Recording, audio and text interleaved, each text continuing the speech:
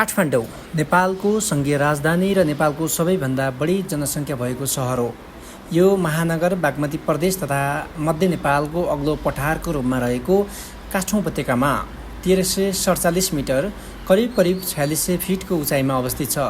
यो भारतको श्रीनगर सहरको पछि हिमालय पहाडी क्षेत्रमा अवस्थित दोस्रो ठुलो सहर हो। हिमाली पहाडी क्षेत्रको सबैभन्दा ठुलो महानगरीय क्षेत्र हो। विक्रम सम्वत 2078 सालको जनगणना अनुसार यो महानगरको कुल जनसङ्ख्या 8,62,400 को छ। प्राग ऐतिहासिक इतिहासमा यो नगर ईसापूर्व दोस्रो शताब्दीमा स्थापना भएको र विश्वको सबैभन्दा पुरानो निरन्तर बसोबास गर्ने ठाउँहरूमध्ये एक हो। यो उपत्यकालाई ऐतिहासिक रूपमा नेपाल मण्डला र मध्यकालमा कान्तिपुर भनिन्थ्यो। यो उपत्यका प्राचीन कालदेखि नेवार मानिसहरूको मूल घरको रूपमा रहेको छ। हिमालयको फेदमा रहेको सर्वदेशीय सहरी सभ्यता बोकेको यो सहर नेपाल अधिराज्यको राजधानी र नेपालका कुलीन वर्गका दरबार र महल बगैँचाहरूद्वारा सुसज्जित छ। यो सहरमा सन् 1985 देखि दक्षिण एसियाली क्षेत्रीय सहयोग सङ्गठनको मुख्यालय रहेको छ। काठमाडौँ धेरै वर्षदेखि नेपालको इतिहास, कला, सांस्कृतिक र अर्थतन्त्र केन्द्रको रूपमा रहँदै आएको छ। यो महानगर क्षेत्रमा बहुजातीय मानिसहरूको बसोबास रहे तापनि हिन्दू र बौद्ध धर्मावलम्बी बहुसङ्ख्यक छन्। धार्मिक र सांस्कृतिक चाडपर्वहरूमा काठमाडौँमा बसोबास गर्ने मानिसहरूको जीवनको एक प्रमुख हिस्सा हो।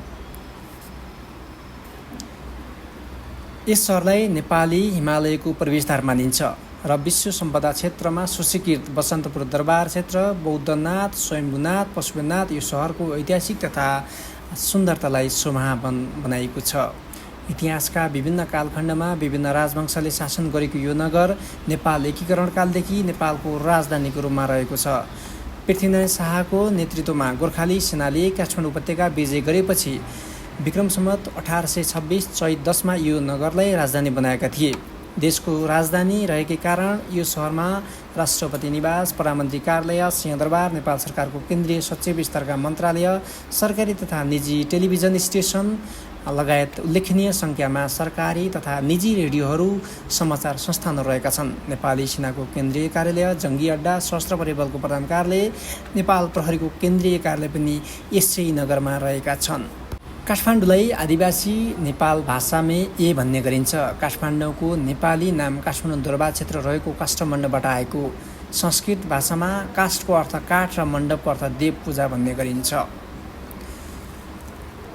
20औं शताब्दीको अन्तमा लेखिएको पुरानो पाण्डुलिपिको पुस्तिकामा नेपाल मण्डला काठमाडौँलाई काष्ठमण्डप महानगर भनेर सम्बोधन गरिएको थियो। महानगरको अर्थ महान सहर हुने गर्छ। यो सहरलाई हालसम्म पनि बौद्ध भिक्षु तथा पुजारीहरूले काष्ठमण्डप नै भन्ने गरेका छन्। यसै कारण काठमाडौँलाई काष्ठमण्डप पनि भन्ने गरिन्छ। मध्ययुगमा यो सहरलाई कान्तिपुर पनि भनिन्थ्यो।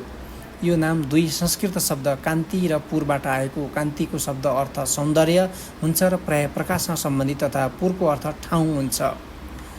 आदिवासी नेवार समुदायले काठमाडौँलाई ए देश तथा पाटन र भक्तपुरलाई क्रमशः एल देश भन्ने गर्दछन्। काठमाडौँको केही भागमा पुरातात्विक उत्खननको प्राचीन सभ्यताका रूपमा प्रमाण फेला पारेको छ। विभिन्न कालखण्डमा उत्खनन गरिएका प्राचीन वस्तुहरूमध्ये मालीगाउँबाट एक मूर्तिमा 185 लेखिएको छ। चाबेलमा सम्राट अशोकको प्रतिद्वारा निर्मित धन्दो चैत्यको उत्खननको 12वीं लिपिमा शिलालेख भएको इट्टा फेला परेको थियो। पुरातात्विकविदहरू अनुसार यो 2000 वर्ष पुरानो हुने सम्भावना रहेको छ। ढुङ्गाका शिलालेख विक्रम सम्वत 1825 सालमा काठमाडौँको युद्धपछि गोर्खा राज्यले मल्ल सङ्घको अन्त्य गरेको थियो। यसले काठमाडौँका आधुनिक युगको सुरुवात गरेको थियो। कीर्तिपुरको युद्धमा गोर्खाली सेनाको विजय नै काठमाडौँ उपत्यकामाथि गोर्खालीहरूको विजयको सुरुवात थियो। काठमाडौँ उपत्यकाको विजय पश्चात गोर्खाका राजा पृथ्वीनारायण शाहले काठमाडौँलाई नेपालको राजधानी बनाएका थिए।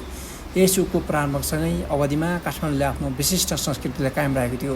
बसन्तपुरको नौतले धरारा जस्ता विशेषता नेपाली वस्तुकला भएका भवन यस युगमा निर्माण भएका थिए। यसका साथै यस कालमा शासकहरूले आफ्नो भूभागलाई जोगाउँदै सीमा विस्तार गर्ने अभिप्राय राखेका थिए। अस्थिर राजनीति अवस्था नेपाल